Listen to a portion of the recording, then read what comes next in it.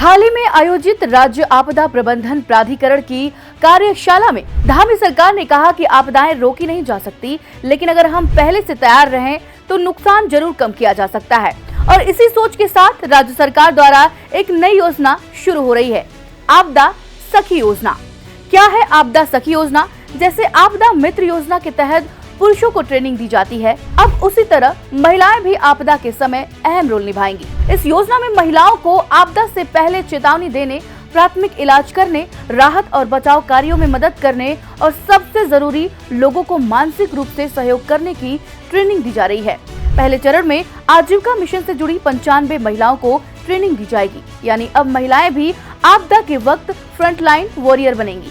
दरअसल पिछले कुछ वर्षों में उत्तराखंड को प्राकृतिक आपदाओं से भारी नुकसान हुआ है। राज्य की जियोग्राफिकल लोकेशन और क्लाइमेट चेंज के कारण ये क्षेत्र landslide, flood, cloud burst, forest fire और अर्थक्वेक जैसी आपदाओं के प्रति अत्यंत संवेदनशील है। वर्ष 2013 की केदारनाथ त्रासदी सबसे भयानक थी, जिसमें लगभग 6000 लोगों की मौत हुई और 7500 करोड़ से अधिक का नुकसान हुआ। 2021 की चमोली आपदा ने भी भारी तबाही मचाई, जब एक ग्लेशियर टूटने से बाढ़ आई और कई हाइड्रो पावर प्रोजेक्ट तबाह हो गए। इस घटना में 200 से अधिक लोग मारे गए। 2016 में जंगल की आग ने लगभग 4000 हेक्टेयर वन क्षेत्र को चपेट में लिया, जिससे 4.62 करोड़ का नुकसान हुआ। वहीं 2023 में जोशीमठ भू धसाव की घटना ने सैकड़ों घरों को नुकसान पहुंचाया और हजारों लोग विस्थापित हुए। इन सभी घटनाओं में उत्तराखंड को पिछले एक दशक में लगभग 13,000 करोड़ से अधिक का फाइनेंशियल लॉस हुआ था। इसी सब को ध्यान में रखते हुए सरकार अब आपदा के समय 2 रणनीति पर काम करेगी, प्रोएक्टिव एंड रिएक्टिव।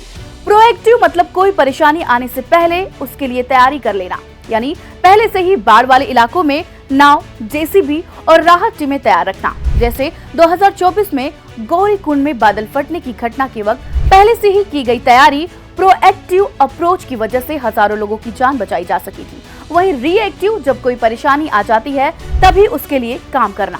इस साल मानसून जल्दी और सामान्य से ज्यादा तेज होने की संभावना है, इसलिए 15 जून से सितंबर तक का समय उत्तराखंड के लिए संवेदनशील माना जा रहा है। इस बार भी मानसून से पहले की तैयारी के निर्देश दिए गए हैं कि संवेदनशील क्षेत्रों में जेसीबी, क्रेन उपकरण पहले ही मौजूद रहें। पुराने पुलों की जांच हो और जरूरत हो तो बैली ब्रिज या ऑप्शनल रास्ते बनाए जाएं।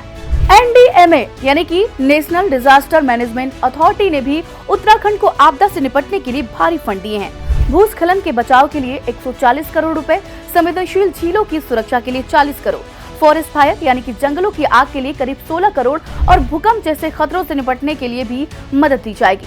इस वर्कशॉप में मौसम विभाग, जियोलॉजिकल एक्सपर्ट्स और एनडीआरएफ के अधिकारियों ने बताया कि अलर्ट सिस्टम कैसे काम करता है, बाढ़ और भूस्खलन से पहले संकेत कैसे मिलता है और राहत बचाव को कैसे तेज और असरदार बनाया जा सकता है।